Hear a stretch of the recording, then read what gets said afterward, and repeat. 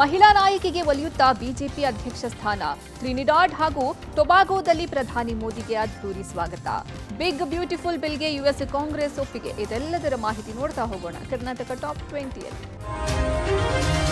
ಆಷಾಢ ಮಾಸದ 2ನೇ ಶುಕ್ರವಾರದ ಹಿನ್ನೆಲೆಯಲ್ಲಿ ಉಪಮುಖ್ಯಮಂತ್ರಿ ಡಿಕೆ ಶಿವಕುಮಾರ್ ತಮ್ಮ ಕುಟುಂಬದೊಂದಿಗೆ ಚಾಮುಂಡೇಶ್ವರಿ ದೇವಿಯ ದರ್ಶನ ಪಡೆದರು. ಇಷ್ಟಾರ್ಥ ಸಿದ್ಧಿಗಾಗಿ ತಾಯಿ ಚಾಮುಂಡಿಗೆ ಪೂಜೆಯನ್ನು ಸಲ್ಲಿಸಿದ್ರು. ಬಳಿಕ 11 ಈಡುಗಾಯನ್ನು ಹೊಡೆದ್ರು. ಬಳಿಕ ಮಾತನಾಡಿದ ಡಿಸಿಎಂ ಡಿಕೆ ಶಿವಕುಮಾರ್ ತಾಯಿ ಚಾಮುಂಡಿಗೆ ಪೂಜೆ ಸಲ್ಲಿಸಿ ಡಿಕೆ ಶಿವಕುಮಾರ್ ಮಾರ್ಮಿಕ ಮಾತುಗಳನ್ನಾಡಿದ್ರು.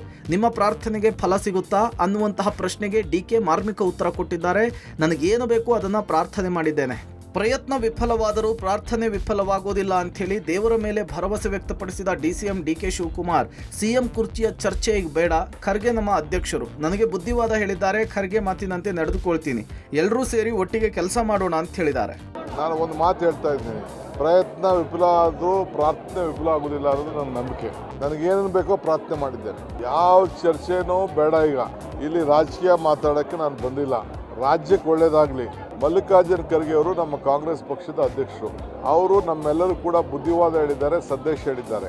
ಅವ್ರ ಮಾತಿನಲ್ಲಿ ನಾವು ನಡ್ಕೊಂಡು ನಾವು ಎಲ್ಲರೂ ಸೇರಿ ಒಟ್ಟಿಗೆ ಕೆಲಸ ಮಾಡೋಣ.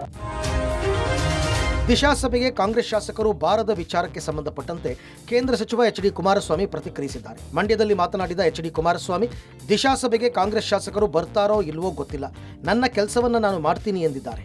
ನನಗೆ ಯಾವ ಪ್ರತಿಷ್ಠೆಯೂ ಇಲ್ಲ. ನನಗೆ ಕಾಂಗ್ರೆಸ್ ಶಾಸಕರ ಆಹ್ವಾನ ಬೇಕಿಲ್ಲ. ಮಂಡ್ಯ ಜನರು ನನಗೆ ಆಹ್ವಾನ ನೀಡಿದ್ದಾರೆ. ನಾನು ಇಲ್ಲಿಗೆ ಬಂದು ಅಭಿವೃದ್ಧಿ ಮಾಡ್ತೀನಿ ಎಂದಿದ್ದಾರೆ. ದಿಶಾ ಮೀಟಿಂಗ್ ಮಾಡೋದು ನನ್ನ ಜವಾಬ್ದಾರಿ.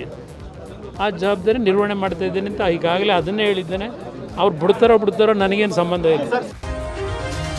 ಬಿಜೆಪಿ ರಾಷ್ಟ್ರೀಯ ಅಧ್ಯಕ್ಷರ ಆಯ್ಕೆ ವಿಚಾರ ಕುತೂಹಲ ಕೆರಳಿಸಿದೆ. ಮಹಿಳಾ ನಾಯಕಿ ಕೈಗೆ ಬಿಜೆಪಿ ಸಾರಥ್ಯ ವಹಿಸುವ ಬಗ್ಗೆ ಚಿಂತನೆ ನಡೆದಿದೆ. ಅಧ್ಯಕ್ಷ ಸ್ಥಾನಕ್ಕೆ ಮಹಿಳಾ ನಾಯಕಿಯನ್ನ ಆಯ್ಕೆ ಮಾಡುವ ಬಗ್ಗೆ ಚರ್ಚೆ ನಡೆಯುತ್ತಿದ್ದು, ನಿರ್ಮಲಾ ಸೀತಾರಾಮನ್, ಡಿ ಪುರಂಧೇಶ್ವರಿ ಮತ್ತು ವನತಿ ಶ್ರೀನಿವಾಸನ್ ಹೆಸರು ಮುನ್ನೆಲೆಗೆ ಬಂದಿದೆ. ಕೇಂದ್ರ ಸಚಿವೆಯಾಗಿ ಪಕ್ಷದ ಸಂಘಟನೆಯಲ್ಲೂ ಅನುಭವ ಇರುವ ನಿರ್ಮಲಾ ಸೀತಾರಾಮನ್ ನೇಮಕ ಮಾಡಿದ್ರೆ ದಕ್ಷಿಣ ಭಾರತದಲ್ಲಿ ಬಿಜೆಪಿ ತನ್ನ ಹೆಜ್ಜೆ ಗುರುತುಗಳನ್ನು ವಿಸ್ತರಿಸಲು ಸಹಾಯ ಮಾಡುತ್ತದೆ. ಬಹುಭಾಷಾ ನಾಯಕಿಯಾಗಿರುವ ಪುರಂಧೇಶ್ವರಿ ರಾಜಕೀಯ ವಲಯಗಳಲ್ಲಿ ವಿಶಿಷ್ಟ ವೃತ್ತಿ ಜೀವನವನ್ನ ಹೊಂದಿದ್ದಾರೆ. ಆಂಧ್ರ ಪ್ರದೇಶದಲ್ಲಿ ರಾಜ್ಯಾಧ್ಯಕ್ಷೆಯಾಗಿಯೂ ಕಾರ್ಯನಿರ್ವಹಿಸಿದ್ದಾರೆ.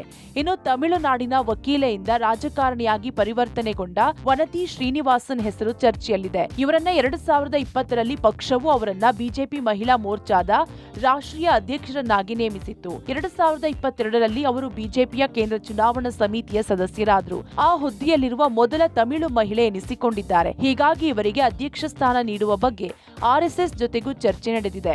ಮೊದಲ ಬಾರಿಗೆ ಮಹಿಳಾ ನಾಯಕತ್ವ ಆಯ್ಕೆ ಮೂಲಕ ಐತಿಹಾಸಿಕ ನಿರ್ಧಾರಕ್ಕೆ ಬಿಜೆಪಿ ತಯಾರಿ ನಡೆಸಿದೆ.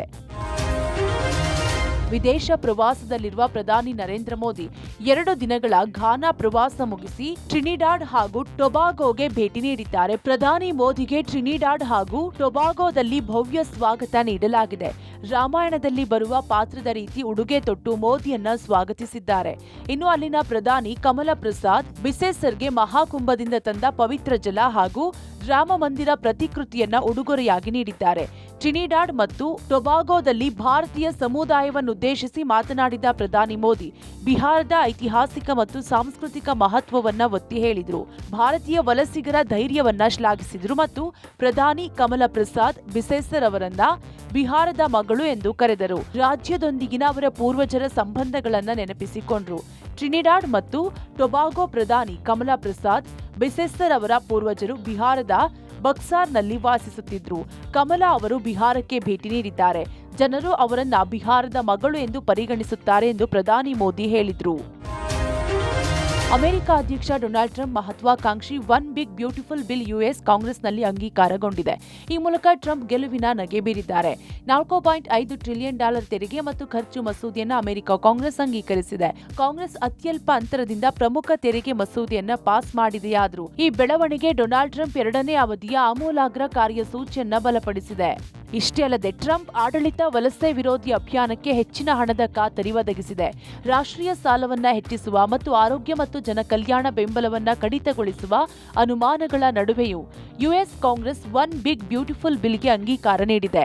ಇದು ರಿಪಬ್ಲಿಕನ್ ಪಕ್ಷದ ಮೇಲೆ ಅಧ್ಯಕ್ಷ ಡೊನಾಲ್ಡ್ ಟ್ರಂಪ್ ಅವರ ಪ್ರಾಬಲ್ಯಕ್ಕೆ ಜ್ವಲಂತ ಸಾಕ್ಷಿಯಾಗಿದೆ.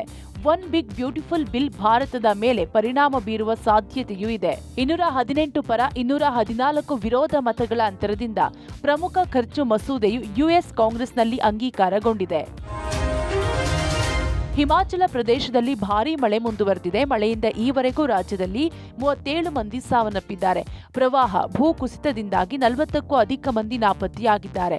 ನಿರಂತರ ಮಳೆಯಿಂದ ಮಂಡಿ ಜಿಲ್ಲೆಯಲ್ಲಿ 400 ಕೋಟಿ ರೂಪಾಯಿಗಳಿಗೆ ಹೆಚ್ಚು ಮೌಲ್ಯದ ಆಸ್ತಿ ಹಾನಿಯಾಗಿದೆ. ಮಂಡಿ ಜಿಲ್ಲೆಯೊಂದರಲ್ಲಿ 11 ಸಾವುಗಳು ದೃಢಪಟ್ಟಿದ್ದು 34 ಜನರು ಇನ್ನೂ ಕಾಣೆಯಾಗಿದ್ದಾರೆ. ರಸ್ತೆಗಳು ಇನ್ನೂ ಸಂಪರ್ಕ ಕಡಿತಗೊಂಡಿವೆ ಮತ್ತು ವಿದ್ಯುತ್ ಮತ್ತು ನೀರು ಸರಬರಾಜುಗಳಂತಹ ಅಗತ್ಯ ಸೇವೆಗಳು ತೀವ್ರವಾಗಿ ಅಸ್ತವ್ಯಸ್ತಗೊಂಡಿವೆ. ಎನ್ಡಿಆರ್ಎಫ್, ಎಸ್ಡಿಆರ್ಎಫ್, ಸ್ಥಳೀಯ ಆಡಳಿತ ಮತ್ತು ಪೊಲೀಸರ ಪರಿಹಾರ ತಂಡಗಳು ಶೋಧ ಮತ್ತು ರಕ್ಷಣಾ ಕಾರ್ಯಾಚರಣೆಗಳಲ್ಲಿ ಸಕ್ರಿಯವಾಗಿವೆ. ಶಿಮ್ಲಾ, ಸೋಲನ್, ಸಿರ್ಮೌರ್, ಉನಾ, ಬಿಲಸ್ಪುರ್, ಹಮೀರ್ಪುರ್, ಕಾಂಗ್ರಾ, ಚಂಬಾ ಮತ್ತು ಮಂಡಿಗಳಿಗೆ ಭಾರತೀಯ ಹವಾಮಾನ ಇಲಾಖೆ ಆರೆಂಜ್ ಅಲರ್ಟ್ ನೀಡಿದೆ. ರಾಜ್ಯಾದ್ಯಂತ ಸುಮಾರು 250 ರಸ್ತೆಗಳು ಮುಚ್ಚಲ್ಪಟ್ಟಿವೆ. 500ಕ್ಕೂ ಹೆಚ್ಚು ವಿದ್ಯುತ್ ವಿತರಣಾ ಟ್ರಾನ್ಸ್ಫಾರ್ಮರ್ಗಳು ಕಾರ್ಯನಿರ್ವಹಿಸುತ್ತಿಲ್ಲ. ಸುಮಾರು 700 ಕುಡಿಯುವ ನೀರಿನ ಯೋಜನೆಗಳು ಪರಿಣಾಮ ಬೀರಿವೆ. ರಾಜಧಾನಿ ಶಿಮ್ಲಾದಲ್ಲಿ ಶಾಲೆಗಳು ನೀರಿನಿಂದ ತುಂಬಿ ತುಳುಕುತ್ತಿವೆ.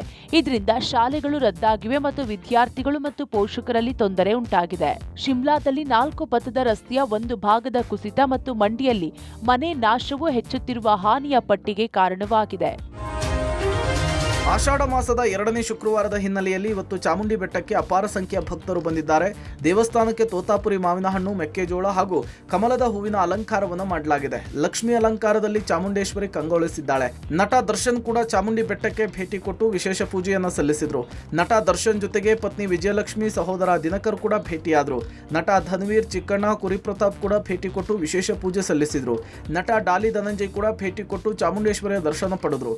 ಈ ವೇಳೆ ಡಾಲಿ ಜೊತೆಗೆ ಫೋಟೋ ತೆಗೆಸಿಕೊಳ್ಳುವುದಕ್ಕೆ ಅಭಿಮಾನಿಗಳು ಮುಗಿಬಿದ್ರು. ಸಚಿವ ಚಲುವರಾಯಸ್ವಾಮಿ ಕೂಡ ಚಾಮುಂಡೇಶ್ವರಿಯ ದರ್ಶನವನ್ನ ಪಡೆದುಕೊಂಡ್ರು. ನಾಡಿನಲ್ಲಿ ಒಳ್ಳೆ ಮಳೆ ಬೆಳೆ ಆಗ್ಲಿ ಅಂತ ಹೇಳಿ ರೈತರಿಗೆ ಒಳ್ಳೇದಾಗ್ಲಿ ಅಂತ ಬೇಡಿಕೊಂಡ್ರು. ಮುಂಜಾನೆಯಿಂದಲೂ ಕೂಡ ನೂರಾರು ಭಕ್ತರು ಚಾಮುಂಡಿಯ ದರ್ಶನವನ್ನ ಪಡೆದು ಪುನೀತರಾದ್ರು.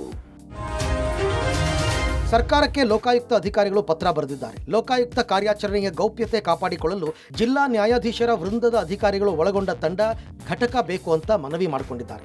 ಜೂನ್ 23ರಂದು ಸರ್ಕಾರಕ್ಕೆ ಲೋಕಾಯುಕ್ತ ಪತ್ರ ಬರೆದು ಮನವಿ ಮಾಡಿಕೊಂಡಿದ್ದಾರೆ.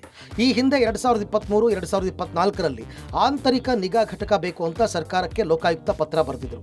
ಆಂತರಿಕ ನಿಗಾ ಘಟಕ ಆರಂಭಿಸಲು 24 ಅಧಿಕಾರಿಗಳು ಹಾಗೂ ಸಿಬ್ಬಂದಿಗಳನ್ನು ಮಂಜೂರು ಮಾಡುವಂತೆ ಪತ್ರ ಬರೆಯಲಾಗಿತ್ತು. ಲೋಕಾಯುಕ್ತ ಬರೆದಿರುವ ಪತ್ರಕ್ಕೆ ಉತ್ತರಿಸಿದ ಸರ್ಕಾರ ಅಲ್ಲಿರುವ ಸಿಬ್ಬಂದಿಗಳನ್ನೇ ಬಳಸಿಕೊಂಡು ಆಂತರಿಕ ನಿಗಾ ಘಟಕ ನಿಯೋಜನೆಗೆ ಸೂಚನೆ ಕೊಟ್ಟಿತ್ತು. ಸರ್ಕಾರದ ಸೂಚನೆಯಂತೆ ಲೋಕಾಯುಕ್ತ ತಾತ್ಕಾಲಿಕ ಆತಂಕ ನಿಗಾ ಘಟಕ ಮಾಡಿಕೊಂಡಿದೆ. ಈಗ ಲೋಕಾಯುಕ್ತ ಕಾರ್ಯಾಚರಣೆಯ ಗೌಪ್ಯತೆ ಕಾಪಾಡಿಕೊಳ್ಳಲು ಜಿಲ್ಲಾ ನ್ಯಾಯಾಧೀಶರ ವೃಂದದ ಅಧಿಕಾರಿಗಳನ್ನು ಒಳಗೊಂಡ ಘಟಕದ ಅವಶ್ಯಕತೆ ಇದೆ ಅಂತ ಪತ್ರ ಬರೆದಿದ್ದು, ಸರ್ಕಾರದಿಂದ ಸದ್ಯ ಯಾವುದೇ ಉತ್ತರ ಬಂದಿಲ್ಲ ಅಂತ ತಿಳಿದು ಬಂದಿದೆ. ಶ್ರೀರಂಗಪಟ್ಟಣ ತಾಲೂಕಿನ ಮಹದೇವಪುರದ ಬಳಿ ಕಾವೇರಿ ನದಿಗೆ ಜಿಗಿದು ಆತ್ಮಹತ್ಯೆಗೆ ಯತ್ನಿಸಿದ್ದ 19 ವರ್ಷದ ಯುವತಿಯನ್ನ ಸ್ಥಳೀಯರ ಸಹಯೋಗದೊಂದಿಗೆ ಅಗ್ನಿಶಾಮಕ ದಳದ ಸಿಬ್ಬಂದಿ ರಕ್ಷಿಸಿದ್ದಾರೆ. ಮನೆಯಲ್ಲಿನ ಗಲಾಟೆಯಿಂದಾಗಿ ಆತ್ಮಹತ್ಯೆಗೆ ಯತ್ನಿಸಿದ್ದ ಯುವತಿ ನದಿಯ ನಡುಗಟ್ಟಿಯಲ್ಲಿ ಸಿಲುಕಿದ್ರು. ರಕ್ಷಣೆ ನಂತರ ಆಕೆಯನ್ನು ಶ್ರೀರಂಗಪಟ್ಟಣ ತಾಲೂಕು ಆಸ್ಪತ್ರೆಗೆ ದಾಖಲಿಸಲಾಗಿದೆ. ಬೆಂಗಳೂರಿನ ಎಲೆಕ್ಟ್ರಾನಿಕ್ ಸಿಟಿಯ ಪವಿತ್ರ ಕಾನೂನು ವಿದ್ಯಾಭ್ಯಾಸ ಮಾಡ್ತಿದ್ರು. ಮನೆಯಲ್ಲಿ ಜಗಳವಾಡಿಕೊಂಡು ನಿನ್ನೆ ರಾತ್ರಿ ನದಿಗೆ ಹಾರಿ ಆತ್ಮಹತ್ಯೆಗೆ ಯತ್ನಿಸಿದ್ರು. ಪ್ರವಾಹದಲ್ಲಿ 5 ಕಿಲೋಮೀಟರ್ ಕೊಚ್ಚಿ ಹೋಗಿ ನದಿ ಮಧ್ಯೆ ಸಿಲುಕಿದ್ದ ಯುವತಿ ಇಡೀ ರಾತ್ರಿ ಮರದ ಮೇಲೆ ಕುಳಿತಿದ್ರು. ಇಂದು ಮುಂಜಾನೆಯಿಂದ ಯುವತಿಯ ಚೀರಾಟ ಕೇಳಿ ಸ್ಥಳೀಯರು, ಪೊಲೀಸರು, ಅಗ್ನಿಶಾಮಕ ಸಿಬ್ಬಂದಿ ರಕ್ಷಣೆ ಮಾಡಿದ್ದಾರೆ. ಅರಕೆರೆ ಪೊಲೀಸ್ ಠಾಣಾ ವ್ಯಾಪ್ತಿಯಲ್ಲಿ ಈ ಘಟನೆ ನಡೆದಿದೆ. ಸಿಲಿಕಾನ್ ಸಿಟಿಯಲ್ಲಿ ದಿನದಿಂದ ದಿನಕ್ಕೆ ನೈತಿಕ ಪೊಲೀಸ್ಗಿರಿ ಪ್ರಕರಣಗಳು ಹೆಚ್ಚಾಗ್ತಿದೆ. ಬಸ್ ಹೊರಗಡೆ ಸಿಗರೇಟ್ ಸೇದ್ತಾ ಇದ್ದ ಪ್ರಯಾಣಿಕನ ಮೇಲೆ ಟ್ರಾವೆಲ್ ಸಿಬ್ಬಂದಿ ಹೊಡೆದು ಹಲ್ಲೆ ನಡೆಸಿದ್ದಾರೆ.